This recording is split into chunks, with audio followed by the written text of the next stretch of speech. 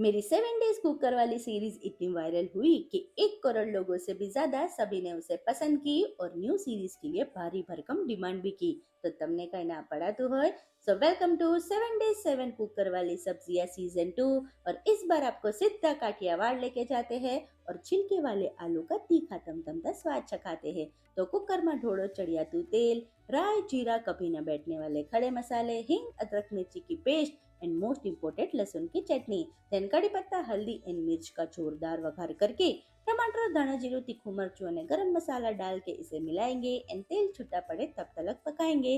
Then बटेटा, पानी और नमक डाल के सब कुछ मिला चुला के ढक्कन लगाओ, 4 सीटी बजाओ और कुकर को ठंडा करके घूंघट उठाओ। अभी ऊपर हरा लहसुन, हरा कांदा और हरा धनिया डाल के सब कुछ हरा भरा कर दो और इस काठियावाड़ी सब्जी को लीला कांदा, रोटली, गोड़ और मरचा के साथ गर्मा गर्म पिरसो। तो इस बार सभी सब्जियां बनेगी एकदम प्रो लेवल, जो टाइम भी लेगी कम एंड स्वाद में टन टना टन टन। आओ जो।